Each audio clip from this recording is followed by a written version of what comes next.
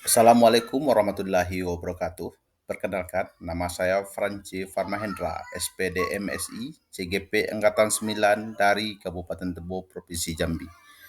Pada kesempatan ini, saya akan menguraikan tentang koneksi antar materi, modul 2.1 tentang pembelajaran berdiferensiasi. Pembelajaran berdiferensiasi adalah serangkaian keputusan masuk akal yang dibuat oleh guru yang berorientasi kepada kebutuhan murid. Agar dapat melakukan pembelajaran berdiferensiasi, tentunya guru harus yang pertama memahami tujuan pembelajaran, yang kedua mengetahui kebutuhan murid, dan yang ketiga adalah menciptakan lingkungan yang mengundang murid untuk belajar. Keempat, melakukan manajemen kelas yang efektif, dan yang terakhir adalah melakukan penilaian berkelanjutan. Berkaitan dengan kebutuhan belajar murid, guru harus memahami tiga aspek. Di antaranya, yang pertama adalah kesiapan belajar, yang kedua adalah minat belajar murid, dan yang ketiga adalah profil pelajar Pancasila. Kesiapan belajar murid memang mengharuskan guru untuk menilai pengetahuan awal dan menentukan apa yang telah murid ketahui dan di mana murid berada. Minat belajar murid. Minat setiap murid pasti berbeda-beda. Minat adalah salah satu motivator penting bagi murid untuk terlibat aktif dalam proses pembelajaran. Profil pelajar Pancasila yang pertama adalah lingkungan, yang kedua adalah budaya, ketiga adalah gaya belajar, dan keempat adalah kecerdasan majemuk. Kebutuhan belajar murid dapat diidentifikasi berdasarkan cara-cara berikut. Yang pertama adalah mengamati perilaku murid. Yang kedua, mengidentifikasi kebutuhan awal murid. Yang ketiga, mereview dan merefleksi terhadap praktik pembelajaran.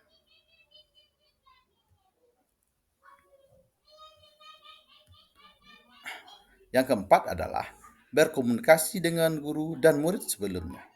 Kelima, membaca hasil belajar murid di kelas sebelumnya. Dan yang terakhir adalah menggunakan berbagai penilaian formatif.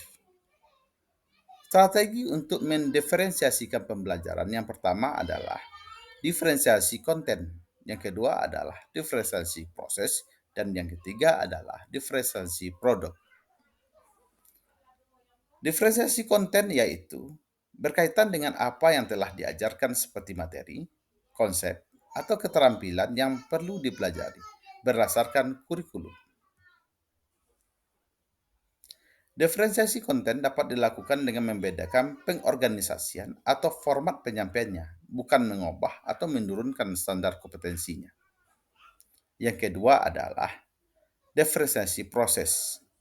Kegiatan yang memungkinkan murid berlatih dan memahami atau memaknai konten dengan cara membedakan proses yang harus dijalani oleh murid. Dan yang ketiga adalah diferensiasi produk. Bukti yang menunjukkan apa yang murid telah pahami dengan cara membedakan atau memodifikasi produk sebagai hasil belajar murid, hasil latihan, penerapan, dan pengembangan apa yang telah dipelajari. Adakah keterkaitan antar modul pembelajaran berdiferensiasi dengan modul-modul yang lain atau yang sebelumnya yang pernah kita pelajari seperti modul 1.1, modul 1.2, modul 1.3, modul 1.4? Tentu jelas ada keterkaitan antar modul tersebut.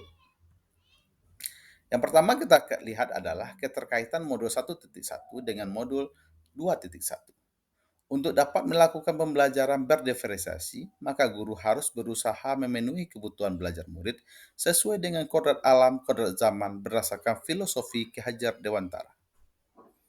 Keterkaitan modul 1.2 dengan modul 2.1.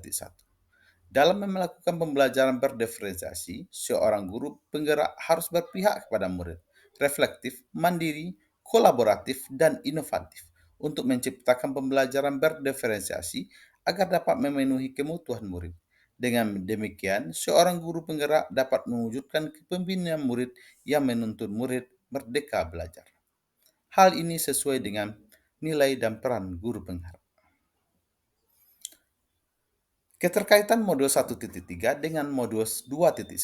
Pembelajaran berdiferensiasi dapat menjadi salah satu strategi untuk mewujudkan visi guru penggerak yang berpihak kepada murid. Dan yang terakhir adalah keterkaitan modul 1.4 dengan modul 2.1. Dalam pelaksanaan pembelajaran berdiferensiasi antara guru dan murid harus ada kesepakatan kelas terlebih dahulu agar proses pembelajaran dapat berjalan dengan baik sesuai dengan nilai-nilai budaya positif. Demikianlah yang dapat saya sampaikan. Mudah-mudahan apa yang saya sampaikan ini bermanfaat untuk kita semua. Salam guru hebat seluruh Indonesia. Assalamualaikum warahmatullahi wabarakatuh.